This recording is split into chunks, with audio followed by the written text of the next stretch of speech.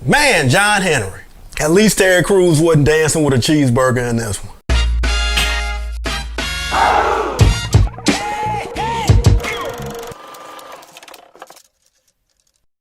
What's good with it, people? Welcome to the Joe Blackula Perspective Presents Behind the Curtain, where I will either be reviewing or revisiting movies and sharing my honest thoughts and opinions on them.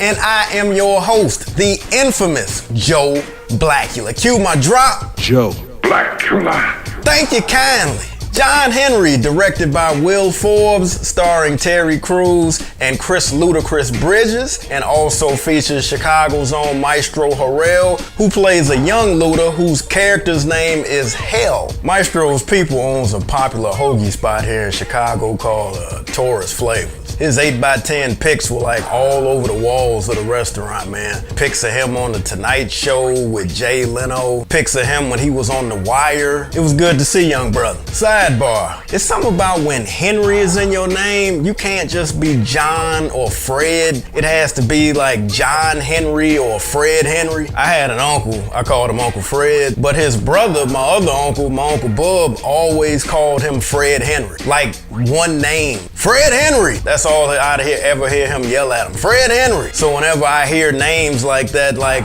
it was a wrestler in the WWE named Mark Henry, it's like there's no pause between it. Fred Henry, Mark Henry, and now John Henry. I wonder, is that cultural? Are there like any redneck Luke Henrys or something? Sound like a character that should have been on Ozarks or something. Luke Henry. Luke Henry would have been running a meth lab or something. All right, let's unpack this plot because this story is all over the place. So to hear Rotten Tomatoes tell it, ex-gang member John Henry trades violence for a quieter suburban life in South Los Angeles. But when he meets two immigrant children fleeing his former gang leader, John must make a difficult decision on whether or not to help them. From my POV with this movie, John Henry's character being in a gang to me was real cloudy. To me, it just looked like he was down with a crew that had broke bad and he faded on them. Let me clean that up. To me, it looked like he was associated with friends that weren't doing the right thing and he decided to part ways with them. How about that? Other than that, I can't really say what this story is about, other than it kind of hints on a redemption story / hood flick and slightly flirted with some sex trafficking. I just know that the tone was set for me 3 minutes into the movie with what happened to his dog, Talby. You want to tug on my heartstrings? Let something happen to a dog in a movie. The entire John Wick series, what's motivating him, what kicked it all off is what happened to his dog. You don't play with a man's dog, man. For the record, I am a fan of Terry Crews. Been one since he had me rolling in Friday After Next as Damon. Liked him on Everybody Hates Chris, and I don't care what nobody says, man, keep them Old Spice checks coming in. You got to be a cold-hearted dude to hate on a brother with such a kind spirit. Now, I may have felt a certain kind of way with what he had said about Gabrielle Union and that whole America's Got Talent thing that had kicked off, or how he went about handling that whole Me Too incident that he had. But in case you didn't know, it's hard out here for a black man, and it's even harder out here in Hollywood. Dealing with all them snakes and freaks. Man, no telling what you gotta do to get a role in them.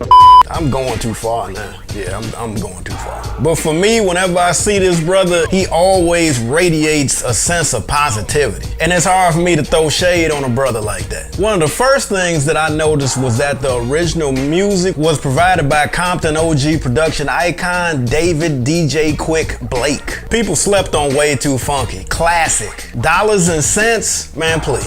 Man, to this day, I'm still waiting on a DJ Quick MC8 combo album. Y'all two brothers need to get it together. Do it for the home team, man. And the opening title sequence to the movie was real creative. And if you pay attention to it, the sequence actually lays the foundation of the story out. Visually, not to say that I'm some type of expert or something, I can tell that the director of photography, Isaiah Dante Lee, he knows what he's doing behind that camera. The framing, the lighting, shot selections are dope. It's just the story. I was not feeling the story, man. But it did keep my attention the whole way. It was just like watching a bad accident. You can't turn away from it. It's like, oh, wow, look at that. Oh, that's terrible. Look at that. Well, stop looking at it if it's so terrible. I can't, man. It just got me.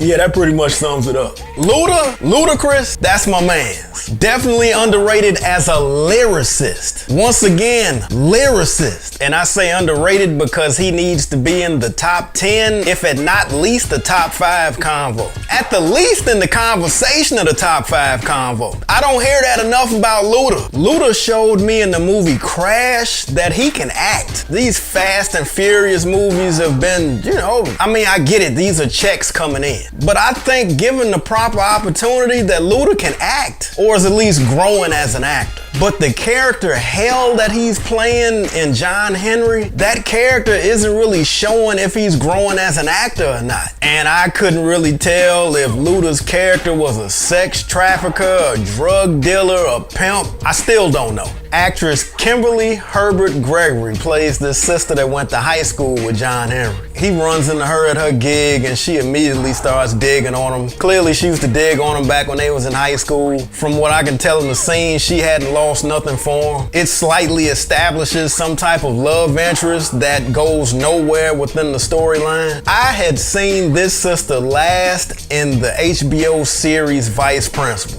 You definitely should check her out on Vice Principals because it showcased that she can act. With this movie, with John Henry, I can tell that her acting was limited by the script. Sidebar, originally Dwayne "The Rock" Johnson was supposed to play John Henry in a version of this movie. I'm not sure if it was going to be this version of the movie, but critics lambasted my man, stating that he wasn't black enough for the character of John Henry. Now what they meant by that, what they were saying without saying it, is that they didn't want to see a half black, half Samoan playing John Henry. They wanted to see an Ungawa, black power, black fist raised in the air John Henry. They wanted a no doubt about this brother is black John Henry. A black Moses John Henry. Fred the Hammer Williamson. Isaac Hayes. Jim Brown. Like pure unadulterated black. In conclusion, it is very hard for me to say anything bad about black movies because I know how hard it is for black movies to get greenlit in Hollywood. Black movies meaning a black cast and a black director. It is a fine line between being critical and coming off as hating. So I try to focus on the positive points. Although it's certain black movies I'm just not gonna watch.